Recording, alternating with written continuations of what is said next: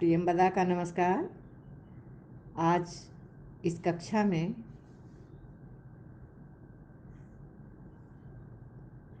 उपशास्त्री के छात्रों के लिए शास्त्री प्रतिष्ठा के तीनों खंडों के छात्रों के लिए यह विषय जानने योग्य है कि काव्य क्या है, काव्य का लक्षण क्या है, काव्य की परिभाषा क्या है, काव्य कहते किसे हैं। इसके बाद हम लोग काव्य के प्रयोजन को भी पढ़ेंगे। तो आइए हम प्रारंभ करते हैं।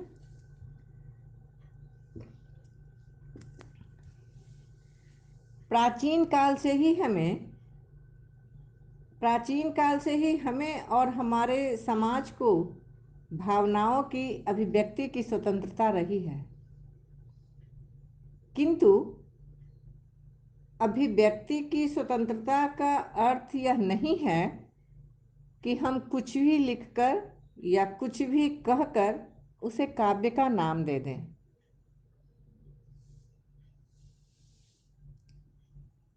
इस स्थिति में सर्वप्रथम हम लोग संस्कृत के कुछ विद्वानों द्वारा परिभाषित काव्य की परिभाषाओं को समझने का प्रयत्न करते हैं कि वस्तुतः काव्य क्या है, काव्य का लक्षण क्या है, काव्य की परिभाषा क्या है, काव्य किसे कहते हैं।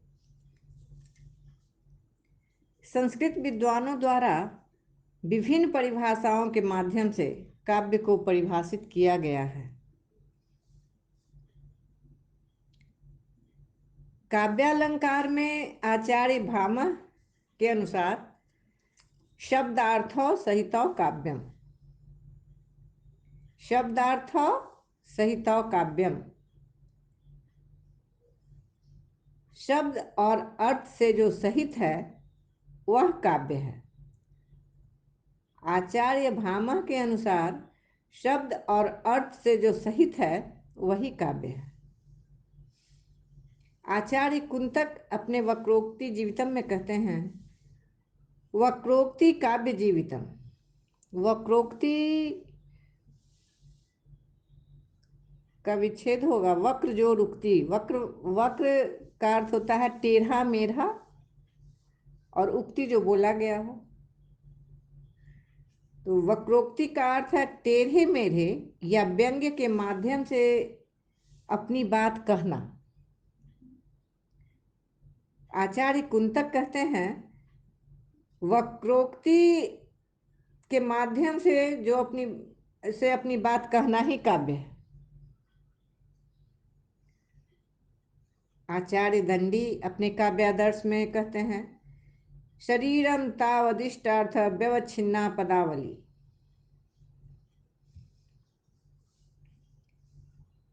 शरीरम तावत जोड़ इष्टार्थ जोड़ व्यवच्छिन्ना पदावली। काव्य का शरीर शब्द और अर्थ है। काव्य का शरीर शब्द और अर्थ है। इष्ट अर्थ को कहने वाली पदावली ही काव्य है। ऐसा आचार्य दंडी ने अपने काव्यादर्श में कहा है। काव्यालंकार सूत्र में वामन कहते हैं, रीतिरात्मा काव्यस्य, काव्य ही आत्मा की रीति है। आनंदवर्धन ध्वन्यालोक में कहते हैं, ध्वनिरात्मा काव्यस्य, ध्वनि काव्य की आत्मा है। वामन के अनुसार काव्य की आत्मा रीति है, और आनंदवर्धन के अनुसार काव्य की आत्मा ध्वनि है। अब पंडित जगन्नाथ जी का भी देखा जाए रस गंगाधर में, रमणीयार्थ प्रतिपादक शब्द काव्यम,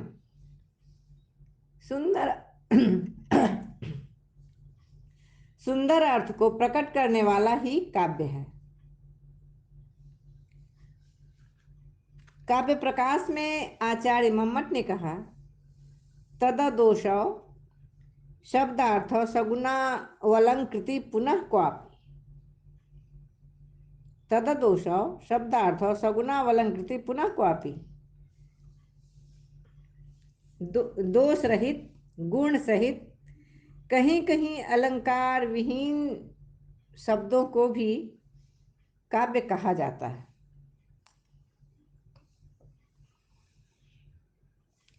साहित्य दर्पण में आचार्य विश्वनाथ कहते हैं, वाक्यम रसात्मकम काव्यम।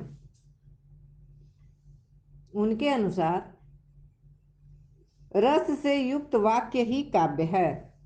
रस युक्त वाक्य ही काव्य है। रसात्मक वाक्य ही काव्य है। रस अर्थात अनुभूति।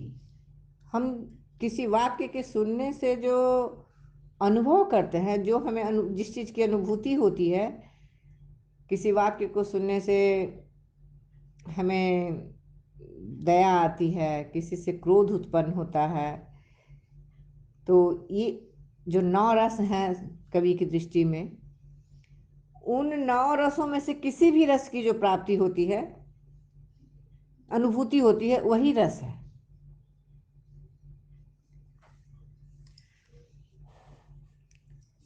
इन संस्कृत विद्वानों के अतिरिक्त और भी कई संस्कृत विद्वान, पाश्चात्य विद्वान और हिंदी साहित्य के भी कई विद्वानों ने अपनी अपनी कृतियों में काव्य की परिभाषाओं को परिभाषित किया है, किंतु इतना स्पष्ट है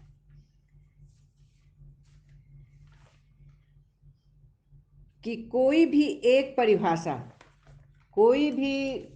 परिभाषा सर्वसम्मत नहीं है।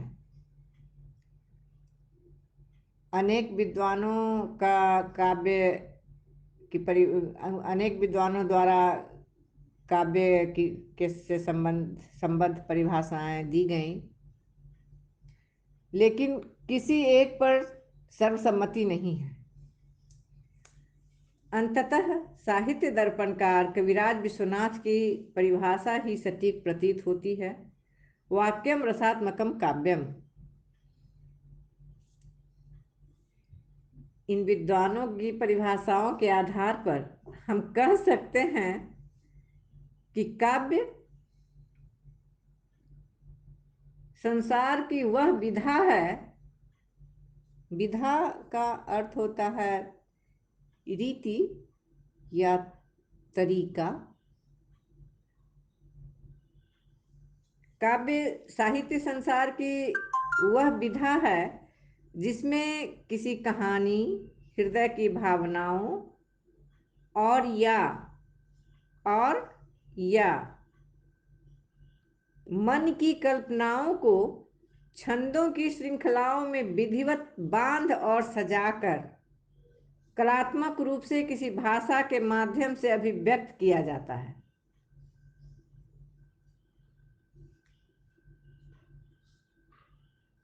समझ में आई बातें?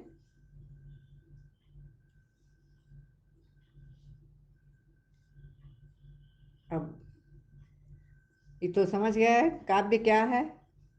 विद्वान एक मत नहीं है, तो साहित्य दर्पण कार कविराज विश्वनाथ की जो परिभाषा है उसके अनुसार वाक्यम रसात्मकम काव्यम यही सबसे सटीक है।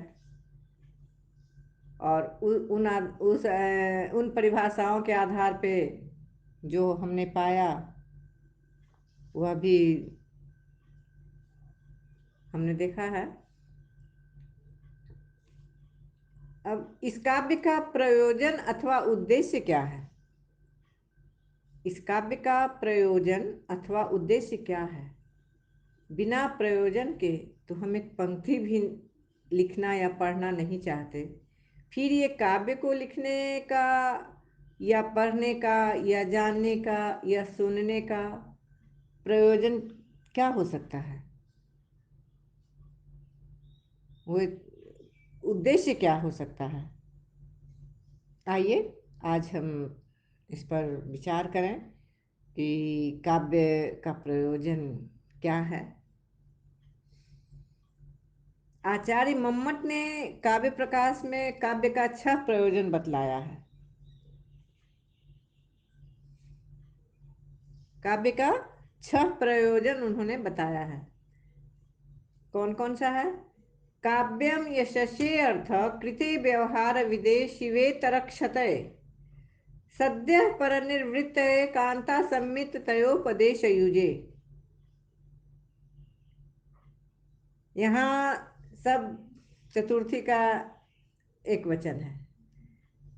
काव्यम, काव्य, यशस्ये अर्थ, यश के लिए, यशस्ये अर्थ, यश और अर्थ, यशस्ये अर्थ कृते, यश के लिए और अर्थ के लिए, धन के लिए। 2 हो गया। व्यवहार विदे, व्यवहार को जानने के लिए, मानव जाति के व्यवहार को जानने के लिए भी काव्य का होना जरूरी है। अर्थ के लिए भी जरूरी है और यश के लिए भी जरूरी है। 3 हो गया।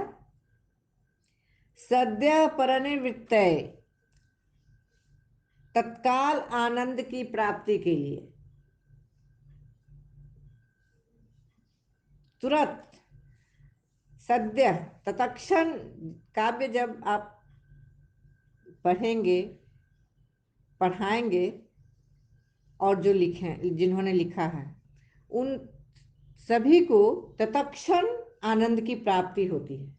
किससे? काव्य से। अच्छा, एक छूट गया। शिवे तरक्षत, शिव से इतर, शिव अर्थात कल्याण, कल्याण से अलग अकल्याण, मंगल से इतर अमंगल, उससे रक्षा के लिए, अमंगल से रक्षा के लिए, अनिष्ट से रक्षा के लिए भी काव्य की जरूरत होती है। और कांता सम्मित तयो पदेश युजे, कांता के उपदेश की तरह यह उपयोगी है। कांता का उपदेश जितना आवश्यक है, ग्राह्य है, उतना ही यह काव्य जो है वह भी हमारे लिए ग्राह्य है।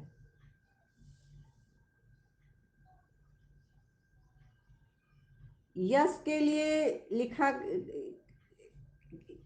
कालिदास ने यश के लिए अपने काव्यों को लिखा। श्रीहर्ष ने रत्नावली नाटिका में राजाओं का गुणगान किया, फलस्वरूप अर्थ की प्राप्ति उन्हें प्रचुर मात्रा में हुई।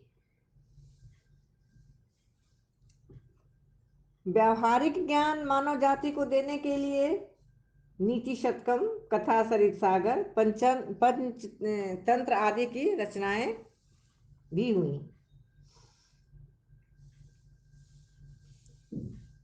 नीति शतकम, कथा सरित सागर, पंचतंत्र आदि से मानव जाति को व्यवहार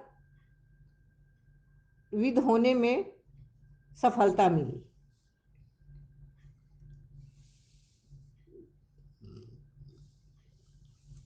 कांता सम्मित उपदेश, उपदेश 3 प्रकार का कहा गया है। उपदेश 3 प्रकार का होता है।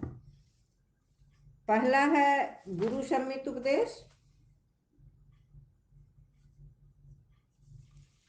जो हितकर, जो हितकर तो होता है किंतु रुचिकर नहीं होता है, फिर भी अनुपालनीय होता है। गुरु जो कहते हैं, गुरु जो भी उपदेश देते हैं वह हितकर है किंतु रुचिकर हो यह आवश्यक नहीं है, फिर भी उसका अनुपालन करना अनिवार्य होता है। दूसरा है मित्र सम्मित उपदेश, मित्र सम्मित उपदेश हितकर भी होता है, हितकारी भी होता है और रुचिकर भी होता है, किंतु कोई आवश्यक नहीं है कि हम उसका पालन करें ही। कोई व्यवस्था नहीं होती या कोई ऐसा आकर्षण नहीं होता कि उसका उपदेश हम सुने और उसका मनन करें, उसके अनुसार चलें, यह कोई जरूरी नहीं होता। हाँ, गुरु का जो उपदेश होता है यो मनोहारी नहीं भी हो, रुचिकर नहीं भी हो, तो भी हम उसका अनुपालन करते हैं। तीसरा है कांता सम्मित उपदेश।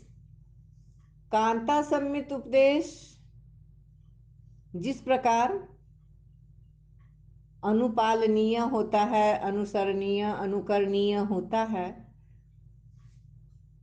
वैसे ही यह काव्य जो है, काव्य का जो उपदेश है कांता सम्मित है। कांता का अर्थ होता है स्त्री, पत्नी। लेकिन पत्नी भी कौन? जो कांता हो, जो प्रिया हो, जो जिसके वचन मनोहारी और आकर्षक हों, वही प्रिया है। तो कांता के समान वह जो उपदेश देती है, इतने आकर्षक और मधुर ढंग से कहती है कि उस उपदेश को आप ग्रहण करने के लिए बाध्य हो जाते हैं। वैसे ही यह काव्य है, यह जबरदस्ती आपको नहीं कुछ सिखाती।